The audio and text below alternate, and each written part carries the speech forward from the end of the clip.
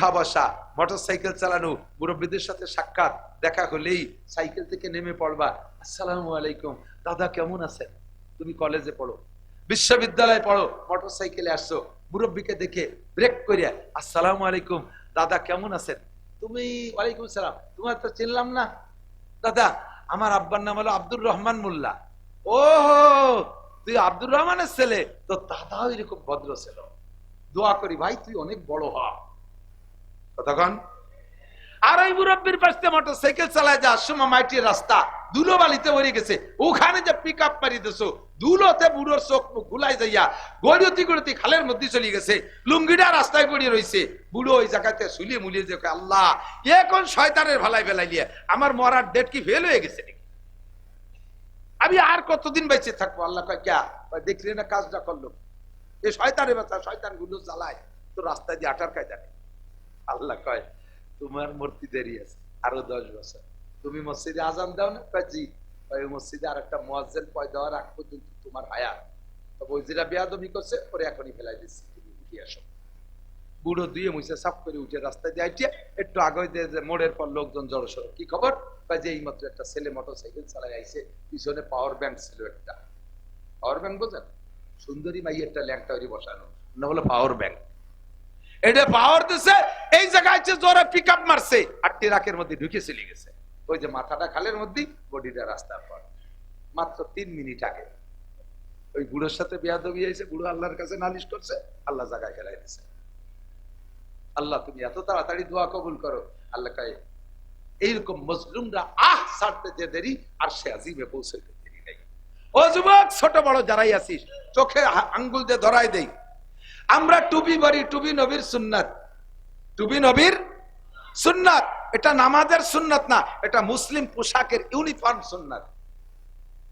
শুধু নামাজের সুন্নাত না টুপি, 24টা ঘন্টা এভরিথিং, একেবারে অল এভরিথিং টুপি পরা সুন্নাত, নবী পাকের সুন্নাত।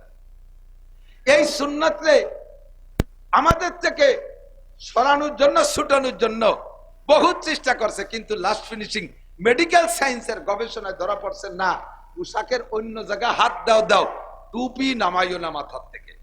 কারণ টুপি হলো স্বাস্থ্যসম্মত। কেন? চুলের ভিতর দিয়ে জার্ম জীবাণু ঢোকে, এইটা ঠেকায় ক্যাপে। যার কারণে দেখবেন সমস্ত মেডিকেল কলেজ হাসপাতাল এবং যত হাসপাতাল আছে, ক্লিনিক আছে, ওর ভিতরে যারা কাজ করে সবাই কিন্তু মাথায় ক্যাপ পরে, ঠিক না? উন্ডাই এটাকে স্বাস্থ্যসম্মত স্বীকার কইরা নিজেরাও ক্যাপ পরে। এখন কয়, এখন আমাদের এই টুপিকে সরাইয়া অন্য টুপি ঢুকানোর পদ্ধতি কি? কোনটা ষড়যন্ত্র লাগাইছে, এই টুপি পরলে তো নামাজ পড়া যায়। এখন মুসলমানের মাথায় টুপি থাকতে হবে, স্বাস্থ্যসম্মত কইছি যেহেতু, কিন্তু এমন টুপি পরাই ছাড়বো যেই টুপি বললে নামাজ পড়তে পারে না। সুন্দর করে আমাদেরকে অ্যাড দিয়ে দিছে, ভালো করে বুঝাই দিছে, ফার্স্ট ক্লাস আন্তর্জাতিক খ্যাতি সম্পন্ন পশ্চিমে শয়তান বক্তা, সে বুঝাই দিছে যে তোমাকে টুপিতে বারেন্দা নাই। আর বারেন্দা না থাকার কারণে সূর্যের তাপ খরা লাগে চোখে, এতে ধীরে ধীরে চোখের পাওয়ার নষ্ট হয়ে যায়। এজন্য তোমরা এই ক্যাপের সাথে একটা বারেন্দা লাগাও, স্বাস্থ্যসম্মত আরো ভালো হবে। উদ্দেশ্য হলো বারেন্দায় তো আর খুঁটি নাই, বারেন্দা এ লাগালি তো শক্ত কাপড় দিয়ে লাগাতে হবে। তো শক্ত একটা কাপড় দিয়ে বারেন্দা যদি এখানে লাগাই দেয়, তাহলে বারেন্দা অবস্থায় সিজদা দিতে পারবে না, ওই টুপি পরে নামাজও করতে পারবে না। কেসা ষড়যন্ত্র। একটা সুন্নাত মেসওয়াক, এদিক টাকান, মেসওয়াক আছে পকেটে? কয়জনের পকেটে মেসওয়াক আছে? পকেট খুঁজলে মোবাইল নাই কার পকেটে? এত বড় মোবাইল, একটা কম্পিউটার ল্যাপটপের মতো মোবাইল প্যান্টের পাশার পিছন পাশে পকেটের মধ্যে ঠাইচিয়ে গুজে ঢুয়ে দিয়েছে।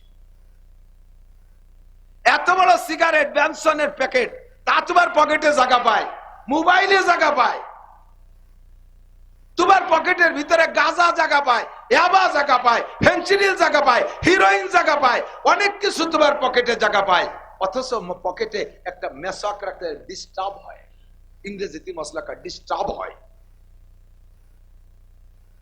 মেসওয়াকের লাভ শোনেন, বলবো। রেগুলার যারা মেসওয়াক করবে ওদের শারীরিক স্বাস্থ্যসম্মত স্বাস্থ্যগত দিক দিয়ে লাভ হলো মেডিকেল সায়েন্সের আবিষ্কার, তিক্ত গাছের ডাল দিয়ে যদি কাঁচা ডাল দিয়ে রেগুলার মেসক করে তাহলে 1 নম্বরে দাঁত ভালো থাকে, 2 নম্বরে চোখের পাওয়ার বাড়ে, এগুলো শারীরিক লাভ, 3 নম্বরে হজমি শক্তি বাড়ে, 4 নম্বরে যৌন ক্ষমতা বৃদ্ধি পায়, 5 নম্বরে রেগুলার যদি তিক্ত গাছের ডাল দিয়ে মেসক করে তাহলে তার ডায়াবেটিস হওয়ার সম্ভাবনা কম থাকে। কথা বোঝেন? এ হলো আমার শারীরিক লাভ। এবার আমার উকরবি লাভ, পরলৌকিক লাভ কি? যুবকরা খেয়াল করো, আমার এই মেসকের দ্বারা আখিরাতের লাভ কি? 1 নম্বর লাভ, 5 ওয়াক্ত যারা অজুতে মেসক করে অজু বানাইয়া নামাজ পড়বে, যেই ওয়াক্তের অজুতে মেসক করে অজু বানায় নামাজ পড়বে, 1 ওয়াক্তের বিনিময়ে তাকে 70 ওয়াক্ত নামাজের সওয়াব দেওয়া হবে। পড়বেন 1 ওয়াক্ত ঈশা, আপনার আমল নামায় 70 ওয়াক্ত ঈশা লিখে দেওয়া হবে। সুবহানাল্লাহর জুত ভালো বলা না। আল্লাহ কয়টা আর একটু ভালো হইরে কও। আল্লাহ 2 নম্বর লাভ, এদিক 2 নম্বর লাভ হলো যারা রেগুলার অজুতে মেসক করে অজু বানাবে তাদের আমল তাদের মরণকালে কলেমা নসিব হবেই হবে। লাভ কি? নবী পাক বলেন, মান কানা আখিরু কালামিহি লা ইলাহা ইল্লাল্লাহ ফাদাখালাল জান্নাহ, যেই লোকটার জীবনের শেষ কালেমা হবে লা ইলাহা ইল্লাল্লাহ ফাদাখালাল জান্নাহ, ওই লোকটা যেন জান্নাতে চলিয়াই গেল। ও জান্নাতে যাবে তা না, ফাদাখালাল জান্নাহ, ও যেন জান্নাতে চলিয়াই গেল, ওর কোনো বাধা নাই। 3 নম্বর লাভ আমার দিক তাকান, রেগুলার যারা অজুতে মেসক করে ওই লোকটা মরণের পরে তার জানাজার নামাজে 70,000 ফেরেশতা হাজির হয়। আমাকে এই বিশাল লাভ থেকে বঞ্চিত করার জন্য সুকৌশলে কয় কি মেসাক, তোমরা তো আশাইল বাগান কয় নাকি, আশাইল বাগান কি কয়, আশাইল বাগান দিয়ে তো বানাও, ওতে শিয়ালে পেশাব করতে পারে, কুত্তে পেশাব করতে পারে, ওর মধ্যে জার্ম জীবাণু থাকে, করোনা মাহায় থাকতে পারে, ওর মধ্যে যাইও না, দাঁতের ক্ষতি হবে ইত্যাদি ইত্যাদি ভয় দিয়ে তাই দাঁত মাজবো কি দিয়ে, আমরা বিরাজ বানাই দিচ্ছি, ঘুমের তুইটে পেপসোডেন্ট দিয়ে বিরাজ ফায়ার করবা, এইভাবে দাঁত সাফ হয়ে যাবে, ভিতরে সব নষ্ট হয়ে যাবে, সাফ সুতরা পরিষ্কার হয়ে যাবে, এমন সুন্দর করে একজাক্ট ডানা কাটা পরি সুন্দরী মাইয়ে দিয়ে টেলিভিশনের ভিতরে ক্লোজ আপ করে যে ভেক্সি মারে, যুবকরা সব শীতকায় তৈরি পড়ে যায়, সকালবেলা যাইয়া পেপসোডেন্ট আর বিরাজ কিনে নিয়ে আসে, জীবনে কোনোদিন মেসকের খবর নেয় না। এমন সুন্দর করে দাজ্জালি ফেতনায় আমাদের ভিতরে বিরাজ ঢুকে দিছে যে প্রত্যেকটা মুসলমান এখন মেসক চেনেই না। কথা বলেন ঠিক কি ঠিক না? পুরুষরা একটু ব্যবহার করলেও যারা তবলিগি গেছে, মহিলাদের বাড়ি কয়জনের কাছে মেসক কাছে খুঁজে দেননি। এইভাবে সুকৌশলে সুন্নত বিতাড়িত করে দিচ্ছে। আল্লাহু আকবার। এই আল্লাহ নবী সাহাবায়ে কিরামদেরকে বলেন, তোমরা যারা আমার সামনে আসো, তোমরা আসো অনুকূল পরিবেশে। কি পরিবেশ? আরে কথা কয় না, কি পরিবেশ? অনুকূল পরিবেশে ইবাদত করা সহজ, প্রতিকূল পরিবেশে ইবাদত করা অত সহজ না। যেমন আমি আরো 2-4টে বলি, এদিক তাকান। এই মাদ্রাসার ছাত্ররা, এই মাদ্রাসায় কি মেয়েরা পড়ে নাকি? বড় মেয়েরা পড়ে না। 4 দেওয়াল দিয়ে আটকানো যদি থাকে তাহলে সারা বছর যদি ওর ভিতরে আমরা খানা পরিবেশন করি, লিল্লা বডিগে যদি তারা খায় অথবা তাদের টাকায় যে তারা বডিগি খায়, সারা বছরের ভিতরে তারা কখনো মাদ্রাসা থেকে বের না হয়, তাহলে এই ছেলেগুলো এবং শিক্ষকরা কখনই কি কোনো মেয়ের মুখ দেখবে? তাহলে ওরা সারাটা বছর 100% পর্দা করলো না? ওদের এই 100% পর্দা করা কঠিন না সহজ? সহজ। একটা মাইও এর মধ্যে আসে না, তবে পর্দা করবে কিভাবে? ঠিক না? এর ভিতরে থেকে পর্দা করা সহজ।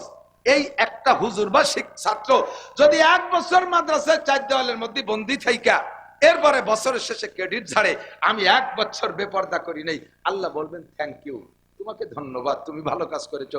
তবে তোমার চাইতে কোন কলেজের শিক্ষক অথবা যেখানে সহশিক্ষা আছে, নারী পুরুষ একসাথে পড়ে, ওই জায়গার কোন শিক্ষক বা ছাত্র যদি বলে আজকে আমি 2টা ঘন্টা ক্লাস টাইমে কোনো মেয়ের দিকে তাকাই নাই, এই হুজুর 1 বছর পর্দা করে জেনে কি পাবে? ওই কলেজ স্টুডেন্ট আর শিক্ষক মাত্র 2 ঘন্টা পর্দা করে তার চাইতে বেশি নেকি পাবে। কারণ ইনি পর্দার পরিবেশে আছে, এখানে পর্দা করা সহজ, আর সে হলো পর্দার পরিবেশে না, সে প্রতিকূল পরিবেশে আছে। কতক্ষণ? আমি যদি বলি আমি জীবনেও কোনোদিন আসামির কাছ থেকে ঘুষ খাইনি, কোনোদিনও আসামির কাছ থেকে ঘুষ খাইনি, এটা ভালো কথা। ঘুষ না খাওয়া তো ভালো কথা। আল্লাহ খাও নাই, আমি পুলিশি চাকরি নেই। তো পুলিশের চাকরি না করে ঘুষ না খাওয়া, ঘুষ খাই না এটা একটা ভালো কাজ, কিন্তু খাই নাই কেন? আমি ঘুষ খাওয়ার পরিবেশে যাই নাই। কোন দারোগা যদি আমি জীবনে ঘুষ খাই নাই, কোন পুলিশ যদি বলে জীবনে ঘুষ খাই নাই, কোন ওসি সাহেব যদি বলে 1 মাস ঘুষ খাই নাই, আমি 100 বছর ঘুষ না খাইয়ে যে নাকি পাইছি, উনি 1 মাস ঘুষ না খেয়ে তার চেয়ে বেশি নাকি পাইছে। কারণ সে প্রতিকূল পরিবেশে, যেখানে ঘুষ খাওয়ার পরিবেশ, ওই জায়গা থেকে সে বেঁচে রয়েছে। কথা বলেন ঠিক ঠিক না? আমি যদি বলি আমি ভিজিএফ কার্ড বেঁচে খাই না, পঙ্গু ভাতা বেঁচে খাই না, বয়স্ক ভাতা বেঁচে খাই না, আমি টোন মারি না, মন মারি না, আমি কোনো দুর্নীতি ইউনিয়নের কোনো মালের করি না, কেন করেন না? আমি কোনোদিন চেয়ারম্যানও হইনি, মেম্বারও হইনি, কাজেই আমি এগুলো পাইও না, খাইও না। এইটার ভিতরে কোনো কারামতি নাই। যদি কোনো চেয়ারম্যান মেম্বার বলতে পারে আমি 1 মুঠ গরিবের মাল মারিয়ে খাই নাই, জনগণের 1 টাকা আমি মারিয়ে খাই নাই, তাহলে 1 মাস যদি সে মারিয়ে না খায়, আমি 100 বছর মারিয়ে না খাওয়াতে যে নাকি, উনি 1 মাসের ভিতরে তার চেয়ে বেশি নাকি পাবে। কারণ সে আছে প্রতিকূল পরিবেশে, আমি আছি অনুকূল পরিবেশে। আমার ইবাদত করা সহজ, তার ইবাদত করা অত সস্তা না। কথা কন না? ঠিক কি ঠিক না? ঠিক না? 90 বছরে বুড়ো, 90 বছরে বুড়ো নাকের মধ্যে পাইপ দিয়ে সেলাইন খাওয়াচ্ছে, শুয়ে শুয়ে কাজটা করলাম, আমি আর কোনোদিন জিনা করবো না। আল্লাহ কা কেন করবো না? কাজে নাহের মধ্যে দিয়ে পাইপ ধুয়ে দিছে। তুমি কোন বয়সে তওবা করলে? যে সময় তোমার এনার্জি সব শেষ। কথা কন? এনার্জি থাকতে, এ যুবক, মাগুরার পান্নামদুলি, নিজনামদুলি মাগুরার যুবকরা, যাদের এখন জেনা করার এনার্জি আছে, চুরি করার শক্তি আছে, ডাকাতি করার ক্ষমতা আছে, এবাগাজা ফেন্সিডিল খাওয়ার ক্ষমতা আছে, এই বয়সে যদি তওবা করো, তাহলে তুমি এই বয়সে তওবা করা। আল্লাহ আল্লাহু আকবার। বুজুর্গানে দিন বলেন, দরজবানি তওবা করদান শিবায়ে পয়গম্বরিস, দরজবানি তওবা করদান শিবায়ে পয়গম্বরিস, ওয়াক্ত পীরি গুরগে জালেম বি শাবাত পরহেজগার। বুড়ো হয়ে গেলে সুন্দরবনের রয়্যাল বেঙ্গল টাইগার সেও তওবা করে। বুড়ো রয়্যাল বেঙ্গল টাইগার দেখেন না? আপনারা তো দেখেন, আমি দেখছি। শরণখোলা গেছি মাহফিলি, তো বললাম যে 2 দিন মাহফিল, দিনের বেলা যখন আসি সুন্দরবনের একটু ভিতরে যাব, একটু ভিতরে যাব। ওকে বিশাল সাহস, আমার তো কইছি ভিতরে যাব, ওরা খুশিতে আবার নিয়ে যাবে, আমার তো 1.5টা বাসিয়ে শুরু হয়ে গেছে। দোয়া কালাম পড়িয়া ওগুলাখের শরীর বন্ধ দিয়ে কলামে আগে 5-6 জন, পিছনে 5-6 জন, ডানি ভাবে 2-3 জন থাকবি, পাকে থাবা দিলি তোকে খাবে, পরে যদি বাইসে থাকে আমারে খাবে। আমি আগেও যাবো না, পাশেও যাবো না, এই বুঝলিয়া রওনা দিচ্ছি সব কজনের নিয়ে, 15-20 জন নিয়ে সুন্দরবনে যাব। এর আগে একটা নদী আছে, ছোট্ট নদী, ওই নদীর উপরে একটা বাঁশের চার দিয়া, চার কয়তো চার, বাঁশের চার দিয়া, এই চারের গোড়ায় দেখি মুরব্বী একটা বসা, বাঘ, নড়ে চড়ে না। আমি হয়ে গেছে, যা দেখবো বলে ঢুকবো, দেখা হয়ে গেছে, আসসালামু আলাইকুম, তোমরা গেলি যাও, আমি যাব না। কয় যে হুজুর, এই বাগদা 1 সপ্তাহ জায়গা, নড়েও না, চড়েও না, কিছু শিকারও করতে পারে না, খায়ও না, কবে রোজা রয়েছে আল্লাহ জানে, বয়স অনেক। এখন আগে লাভ দিলি সামনের দিক 22 হাত যেত, এখন লাভ দিতে গেলে 3 হাত ফাঁস হয়ে যায়, সেটুকু উঠতে পারে না। এখন মুরিদ হয়েছে, এই মুরিদের কোনো ভ্যালু নাই, এখন মুরিদ হওয়া লাগছে। সিংহের মতো শক্তি সাহস সব হয়ে গেছে গত, কোন মতে আজ বেঁচে আছি ভাই খাকশিয়ালের মতো। কতক্ষণ বুড়োগে অবস্থা তাই, সিংহের মতো শক্তি সাহস সব হয়ে গেছে গত, কোন মতে আজ বেঁচে আছি ভাই খাকশিয়ালের মতো। 80-90 বছরে বুড়ো যে গুনাহ থেকেই তওবা করুক, ওই তওবার অত গুরুত্ব না, কারণ এখন তার গুনাহ করার এনার্জি নাই। উনার এখন ইবাদতের অনুকূল পরিবেশে চলে আসছে, তওবা করার অনুকূল পরিবেশে চলে আসছে। এই বয়সে তওবা করলে যেই সম্মান আমার 16, 18, 20, 22, 22, 25, 30 বছরের যুবকরা যদি তওবা করে, এই 90 বছরে বুড়োর তওবার চাইতে আল্লাহর কাছে তার তওবার দাম অনেক বেশি। অনুকূল পরিবেশে ইবাদত করার চাইতে প্রতিকূল পরিবেশে ইবাদত করলে নেকি বেশি। তাই নবী বলেন, আমার সঙ্গে তাইকা, এ যুবক আমার দিক তাকাও, হুজুর বলেন আমার সাহাবায়ে কিরাম তোমরা আছো অনুকূল পরিবেশে, আর আমার আখেরি জামানার উম্মত থাকবে প্রতিকূল পরিবেশে। আমার সাথে থাইকা আমার চেহারা দেখলে তোমরা দুর্বল, আমার কথা শুনলে তোমরা দুর্বল, আমার মুজিজা দেখলে তোমরা দুর্বল, আমার বয়ানে তোমরা গলা কাটায় দিতে সক্ষম, আমার বয়ানে তোমরা গলা কাটায় দিতে যতটা সহজ, আরে একটা সময় আসবে উম্মত হাতের নখ কাটাও তো সহজ হবে না।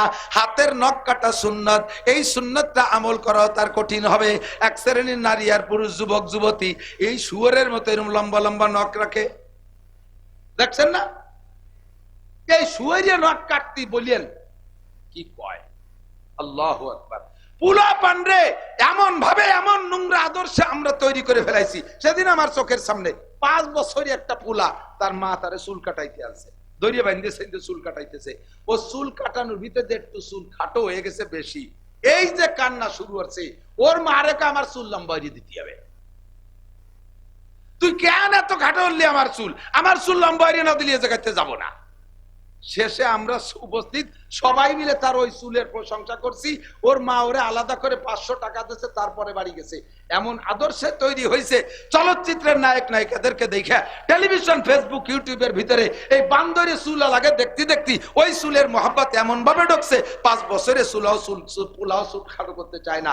নখটা এমন ভাবে বানাইছে শুয়োরে নখ, কার্তিক অলিভারা কেমন তার কলজে কাটিয়ে যায়। নবী পাক বলে, আমার সাথে থাইকা উহুদ বদর খন্দকে যাইয়া গলা কাটাই দিয়া যত সহজ, এক সময় আসবে হাতের নখ কাটা অত সহজ না। ওই সময় এই নখ কাটলে তাকে 100 শহীদের সওয়াব দেওয়া হবে। সুবহানাল্লাহ।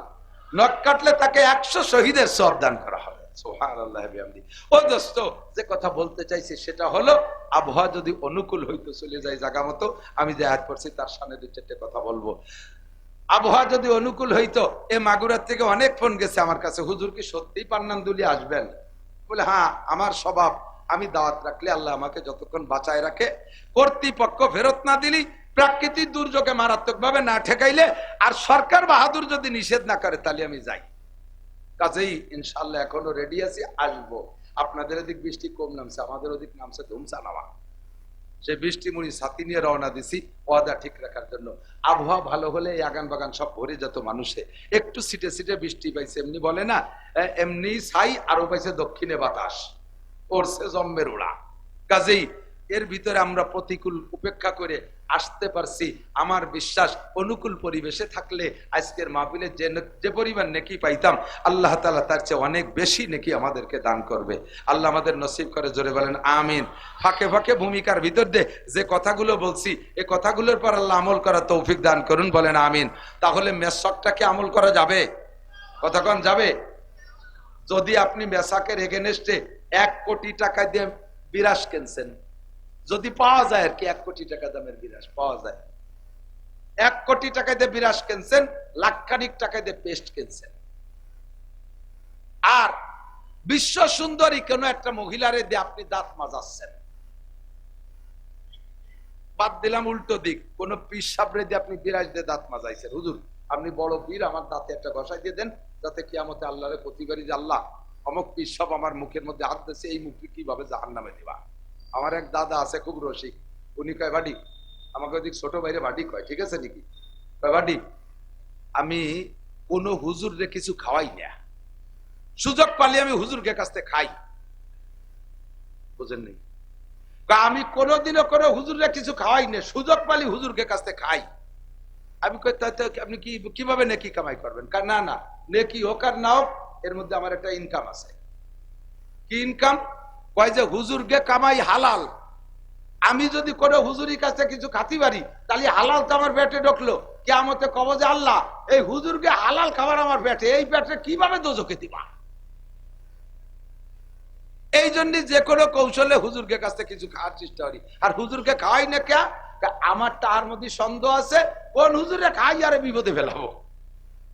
আল্লাহ যদি সেই টাকার বদৌলতে হুজুরে ধরে, এই হুজুর তোর পেটের মধ্যে হারাম টাকা কে, সে সময় তো ওই হুজুর আমারও বিপদে ফেলাবে, নিজেও বিপদে পড়বে। কাজে আমি হুজুরকে খাওয়াই না, পারলে সুযোগ মতো খাই।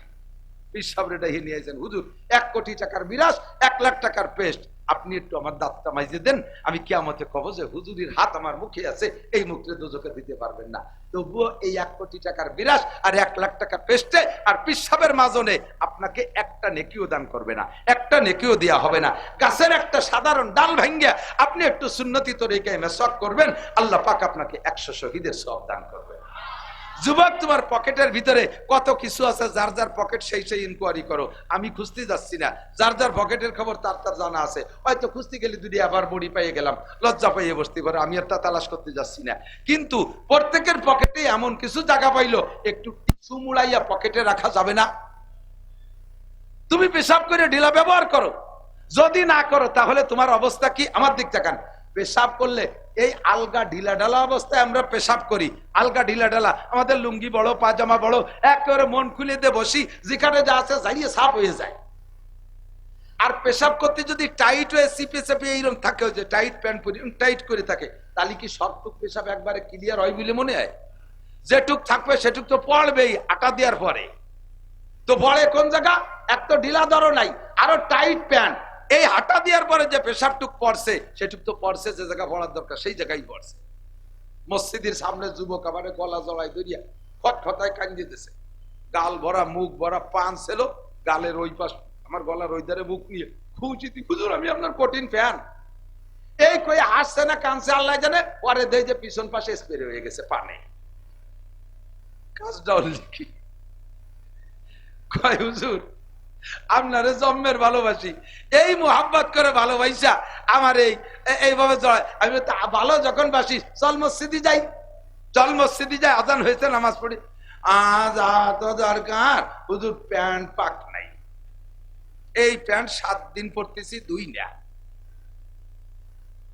এমনি মোটা প্যান্ট, আর ডেলি 5-6 বার পেশাব করছে, প্রত্যেকবার 3-4 ফুট করে ওই জায়গা মাখাইছে।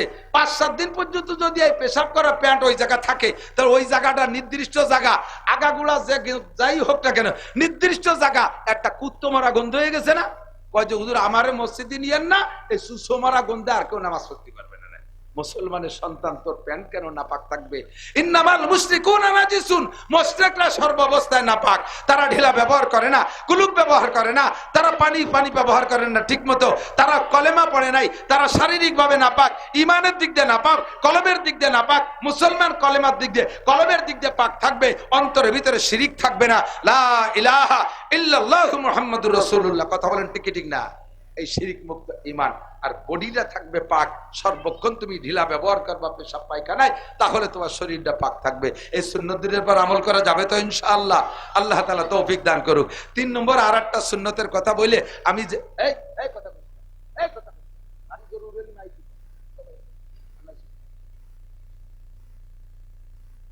আল্লাহু আকবার। 3 নম্বর একটা সুন্নত বলবো বলবো খালি শুনবেন নাকি আমলের নিয়ত আছে? আমলের নিয়ত আছে? কঠিন হয়ে যেতে পারে, বলবো?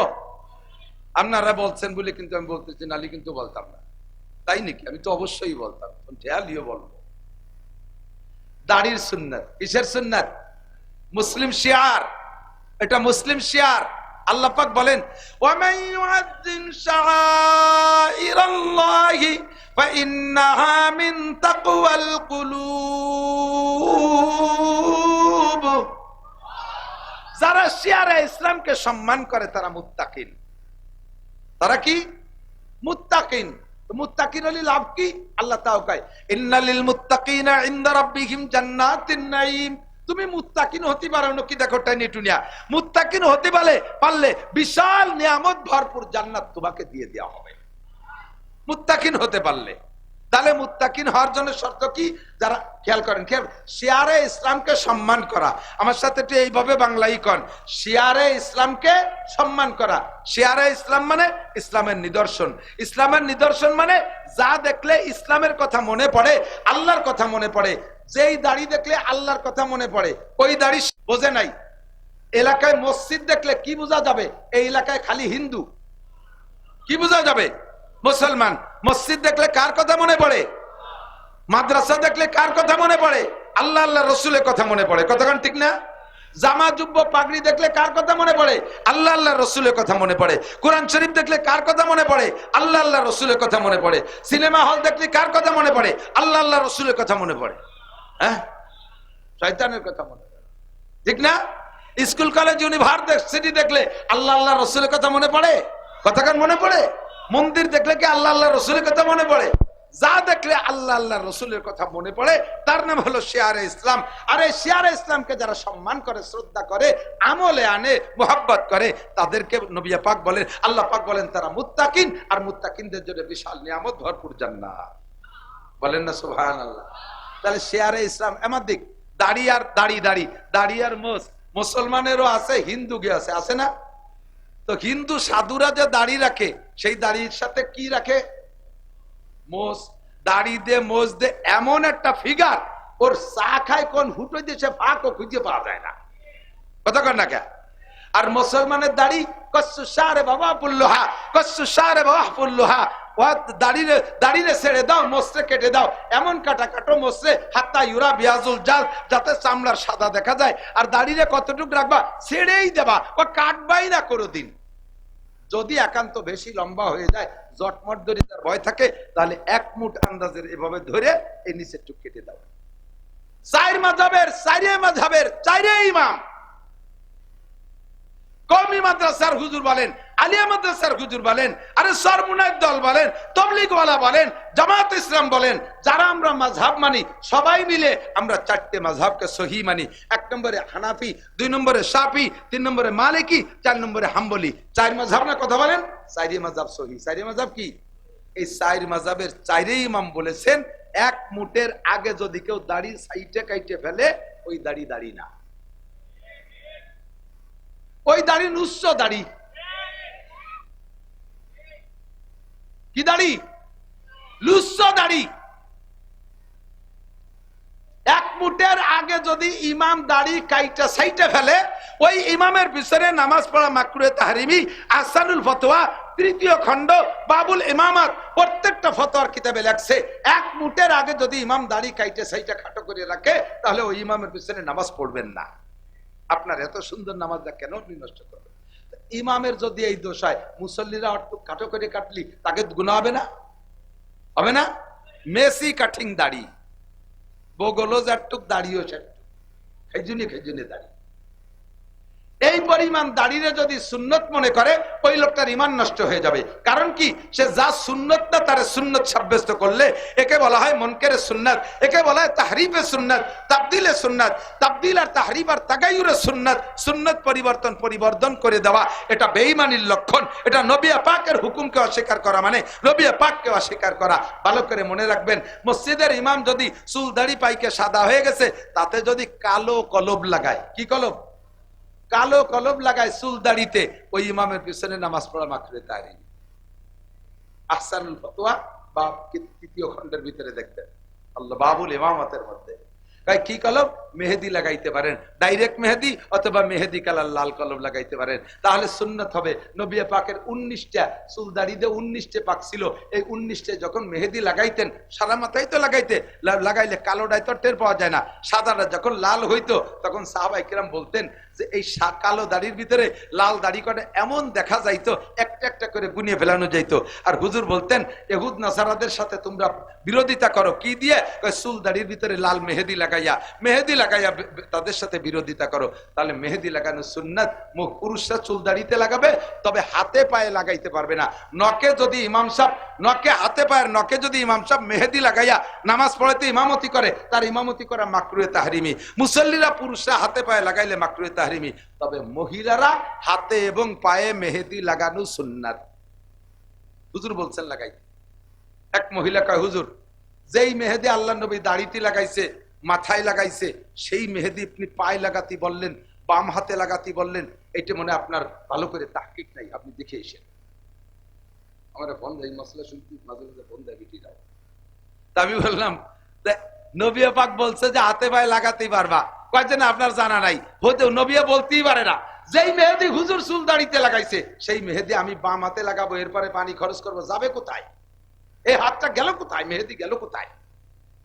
আমি না, তা তো ঠিকই, ভালো কথাই করেছে। একজন রাস্তায় দিয়ে হাঁটতেছি, একসাথে 2 জন যাইতেছি, এর মধ্যে রাস্তায় যে ছাগল বান্ধা দেন না, ছাগলের খুঁটো গাড়ে ওই পাশে রাস্তা টপকায়, ছাগল ওই পাশে যে ঘাস খায় না, এই একসাথে যাচ্ছি, এর মধ্যে রাস্তার উপর দিয়ে ছাগলের দড়ি, ওই লোক, আমি তো ডিঙ্গে চলে গেছি, উনি সেই ঘুরিয়ে ছাগলের নিচে দিয়ে খেজুরি কাটা বাবরার কাটার মধ্যে দিয়ে ঘুরিয়ে ওই পাশে যাই। আবার কয়, হুজুর আপনি আলেম, আপনি আশেক রাসূল, আল্লাহ নবীর মোহাব্বত আপনার অন্তরে আছে?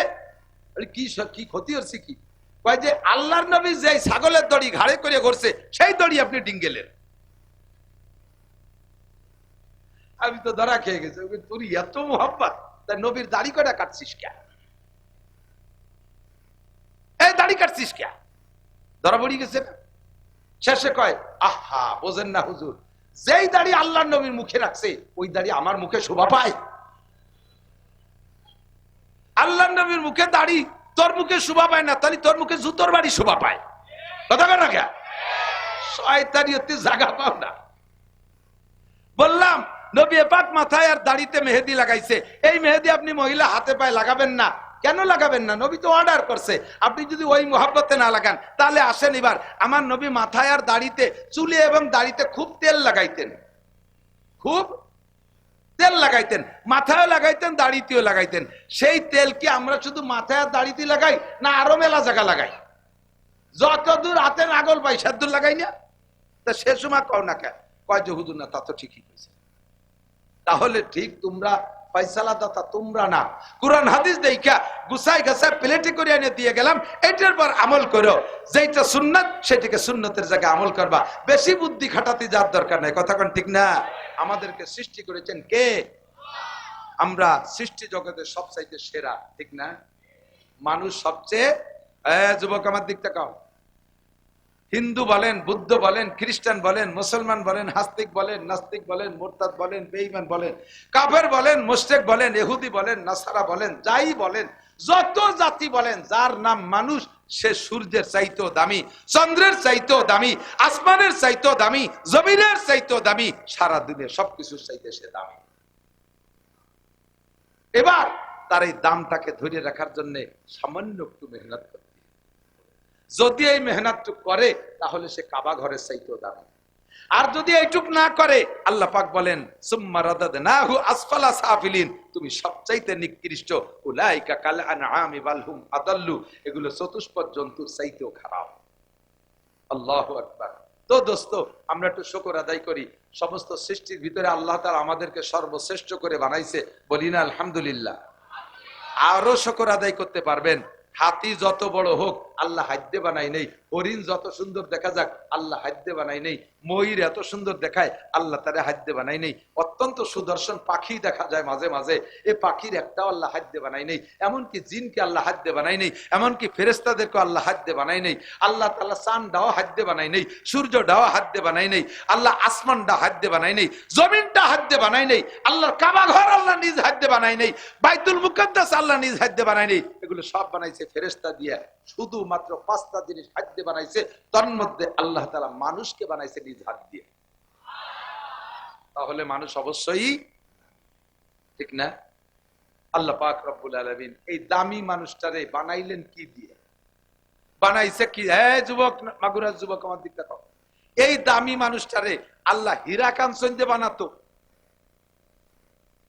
তাহলে এদিক খেয়াল রাখেন, যদি হীরা কাঞ্চন দিয়ে বানাতো তাহলে নকও হীরা কাঞ্চন হতো, যেটুক বাইয়ে যেত ওইটুক কাটে বেশি পয়সা কামাই রেখা তুলতাম।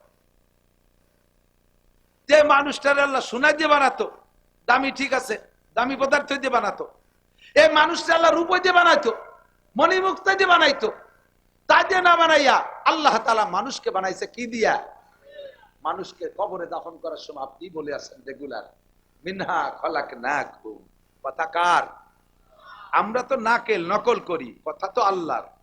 আল্লাহ বলেন আমি মাটি দিয়ে তোমাকে বানাইছি, মিনহা খলাকনাকুম, তোমাদেরকে আমি মাটি দিয়ে বানাইছি।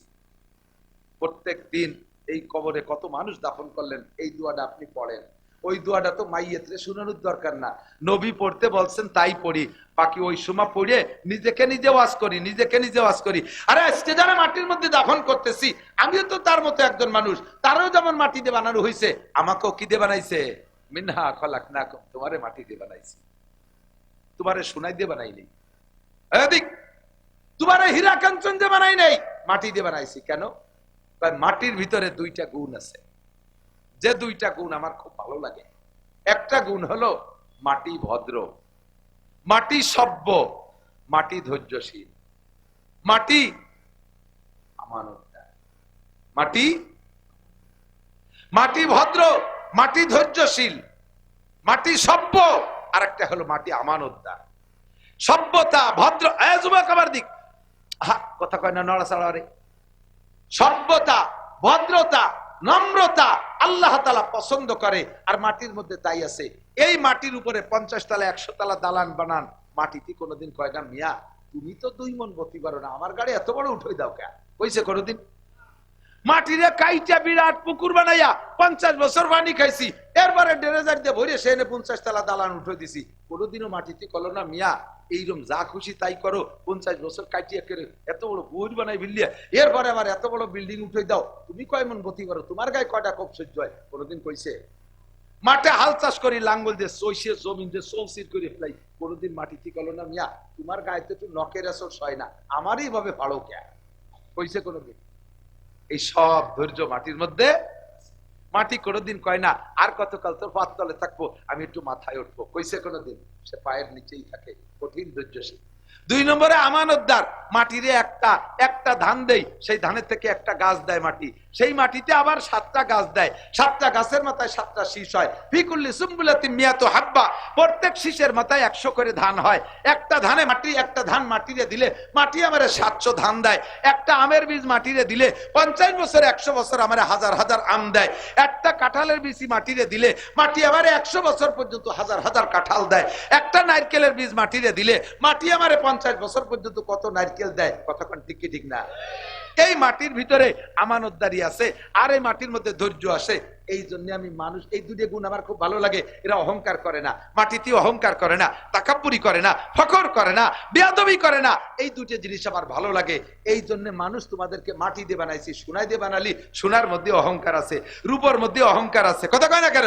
হীরা কাঞ্চনের মধ্যে অহংকার আছে, অহংকার আমার ভালো লাগে না। তোমারে যদি সোনাই দিয়ে বানাইতাম, তোমার দাপটে অহংকারে আমি আল্লাহই টিকতে পারতাম না। তোরে মাটি দিয়ে বানাইছি, মিনহা খলাকনাকুম, তোর মধ্যে 2টি গুণ দেখতে চাই। যুবক তোমার মধ্যে 2টা গুণ চাই, কয়টা? 1 নম্বরে ভদ্র হতে হবে, 1 নম্বরে ভদ্র, নম্র, সভ্য, তোমার চাল চলন, উঠা বসা, মোটরসাইকেল চালানো, মুরব্বীদের সাথে সাক্ষাৎ, দেখা হলেই সাইকেল থেকে নেমে পড়বা, আসসালামু আলাইকুম, দাদা কেমন আছেন? তুমি কলেজে পড়ো, বিশ্ববিদ্যালয়ে পড়ো, মোটরসাইকেলে আসছো, মুরব্বীকে দেখে ব্রেক করিয়া আসসালামু আলাইকুম, দাদা কেমন আছেন? তুমি ওয়ালাইকুম সালাম, তোমার তো চিনলাম না। দাদা আমার আব্বার নাম হলো আব্দুর রহমান মোল্লা। ও তুই আব্দুর রহমানের ছেলে? তো দাদাও এরকম ভদ্র ছিল। দোয়া করি ভাই তুই অনেক বড় হ। কতক্ষণ?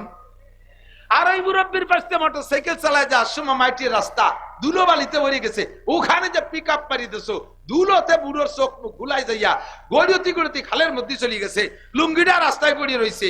বুড়ো ওই জায়গাতে শুলিয়ে মুলিয়ে যে আল্লাহ এ কোন শয়তানের ভালাই ফেলাইলিয়া, আমার মরার ডেট কি ফেল হয়ে গেছে নাকি? আমি আর কতদিন বেঁচে থাকবো? আল্লাহ কয় ক্যা, দেখলি না কাজটা করলো, এই শয়তানের বাচ্চা, শয়তান গুলো জ্বালায় তো রাস্তায় দিয়ে আটার কায়দা নেই। আল্লাহ কয় তোমার মূর্তি দেরি আছে আরো 10 বছর, তুমি মসজিদে আজান দাও না? জি। মসজিদে আর একটা মুয়াজ্জিন পয়দা হওয়ার আগ পর্যন্ত তোমার হায়াত, তবে ওই যেটা বেয়াদবি করছে ওরে এখনই ফেলাই দিচ্ছি, তুমি উঠে আসো। বুড়ো দিয়ে মুছে সাফ করে উঠে রাস্তায় দিয়ে আইটিয়া একটু আগে যে মোড়ের পর লোকজন জড়সড়, কি খবর? যে এই মাত্র একটা ছেলে মোটরসাইকেল চালায় আইছে, পিছনে পাওয়ার ব্যাংক ছিল একটা। পাওয়ার ব্যাংক বোঝেন? সুন্দরী মাই একটা ল্যাংটা ওই বসানো, না হলো পাওয়ার ব্যাংক। এটা পাওয়ার দিছে, এই জায়গায় জোরে পিক আপ মারছে আর ট্রাকের মধ্যে ঢুকে চলে গেছে। ওই যে মাথাটা খালের মধ্যে, বডিটা রাস্তার পর। মাত্র 3 মিনিট আগে ওই বুড়োর সাথে বেয়াদবি হয়েছে, বুড়ো আল্লাহর কাছে নালিশ করছে, আল্লাহ জায়গায় ফেলাই দিছে। আল্লাহ তুমি এত তাড়াতাড়ি দোয়া কবুল করো। আল্লাহ কয় এইরকম মজলুমরা ছাড়তে যে দেরি, আর সে আজিমে পৌঁছাইতে দেরি নেই। ও যুবক ছোট বড় যারাই আছিস, ভদ্র হও শোনা। মুরব্বীদেরকে দেখলে সাইকেল স্লো চালাও, মোটরসাইকেল আসতে চালাও, দেখলে নেমে দাঁড়াও, বিনয়ের সাথে একটা সালাম দাও, আসসালামু আলাইকুম রাহমাতুল্লাহ, তুমি না খলাকনাকুম, কারণ তোমারে বানাইছি মাটি দিয়ে, মাটির যোগ্যতা তোমার মধ্যে নাও, তুমি দামি হবা, তোমার মধ্যে আমানতদারি থাকতে হবে। তোমার কাছে 100 টাকা দিলে তুমি 500 টাকা বানায় দাও, 100 টাকা দিলে 500 টাকা বানায় দাও। তোমার কাছে একটা কথা যদি কেউ বলে, ওইটাকে আমানত করো, ওইটাকে হেফাজত করো, ওইটা তুমি 12 জায়গা ছড়াই দিয়া ওই লোকটাকে অপমান করো না। এই ভদ্রতা, নম্রতা, সভ্যতা, আমানতদারি আল্লাহ তাআলা পছন্দ করে বিদায় আল্লাহ কা মিনহা খলাকনাকুম, তোমারে বানাইছি আমি মাটি দিয়ে। কথা কি বুঝছেন? এই গুণগুলো আমাদের অর্জন করা দরকার আছে। যুবক করবা কথা বলো, সালাম দিবা বিনয়ের সাথে। সালাম দেখি সালামে সু তো সেইরকম কেমন যেন থাপ্পড় দেয় দেয় বাপ। সালাম আলাইকুম হুজুর, কয় টিপ মারি আইছেন? আমার সাথে সাক্ষাৎ করতেছে। হুজুর কয় টিপ মারি আইছেন? আমার সাথে দেখা করতেছে। এতে কি বুঝছি জানো? তুমিও বিয়াদব, তোমার মাও বিয়াদব, তোর আব্বাও বিয়াদব, তোর পূর্বপুরুষ বিয়াদব, তোর গ্রাম ধরে বিয়াদব। কতক্ষণ ঠিক ঠিক না? তোর কেউ আদব শিক্ষা দেয় নাই। আমি টিপ মারি না কি করি তাই যে তোর দরকার। তুই এসে বলবি আসসালামু আলাইকুম হুজুর, অনেক কষ্ট করে আসছেন, কি খেদমত করতে পারি হুজুর? আসেন, আপনার রিসিপশনে আমরা আসছি হুজুর, ভিতরে বসার জায়গা, কি খেদমত করতে পারি? পানি দেবো হুজুর? আপনি ওয়াশরুমে যাবেন হুজুর, ফ্রেশ হবেন, কি কি লাগবে? তুমি এভাবে বলবা। কয়টি মারি আইছেন, কয় টাকা কামাইরি আইছেন, আর কয় জায়গা যাবেন? দাতালের বেটা দাতাল। টাকা এত টাকা থন কোন ব্যাংকে করে হিসেব দিতে হবে। ও আমার ছেলের বয়সীও না, সে আমার এই বুঝছি যে তোমার গোষ্ঠী শুদ্ধ শেষ। কতক্ষণ আদবতা জস্তে আজ লুৎফে ইলাহি বিনে বরসর বেরো হর যা কে খাহি। আদবতা জস্তে আজ লুৎফে ইলাহি বিনে বরসর বেরো হর যা কে খাহি। আদবের টুপি মাথায়, ও যে দেখেন একটা লাইট মারতেছে, আদবের ঠেলায়। মাদ্রাসার মসজিদে আদবের ঠেলায় লাইট। আমি এদিকে আদব পড়াই আর ও জায়গাতে ফোকাস পারে। মিনহা খলাকনাকুম, মানুষে বানাইছে মাটি দিয়া। এদিক থেকে অফিহা নুরিদুকুম, আল্লাহ কয় আবার তোমারে মাটির মধ্যে এনেই ছাড়বো। খেয়াল, আরে খেয়াল কর এই কথা কি কইছি গদি তো আর শুনবি না? তাতে ওইসর মোবাইল বড় দেখছেন কিভাবে ভিক্টরি দিবে। আল্লাহ তাজি মানুষের যে গালি স্কুল দিবে তুই কো কোন দেশে অফিহা নুরিদুকুম।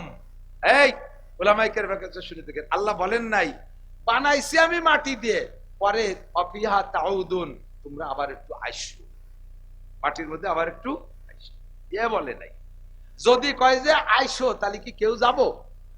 আল্লাহ কয় তোমার আশা লাগবে না, নুরিদুকুম, যে যেখানে থাকিস আমি কান ধরে মাটির নিচে এনেই ছাড়বো। কতক্ষণ ঘরে আমার ত্রাবরিবার আসমা আকে বাজেরে জমিগার দিনহা আলায়া সাকিনাল কসরিল মুআল্লা সাতুদফানু আন করিবিন ফিত তুরাবি। 500 তলা দালানের উপর তলায়ও যদি তুমি মরো, তোমাকে রাখা হবে কোথায়? মাটির নিচে। নুরিদুকুম, এই কবরস্থানে এনেই ছাড়বো। আবার এই কবরস্থানে মাটি হয়ে গেছো, তুমি মনে করছো যে বাইসে গেলাম, মাটি তো হয়ে গেছে, আর কোনো জয় ঝামেলা নাই।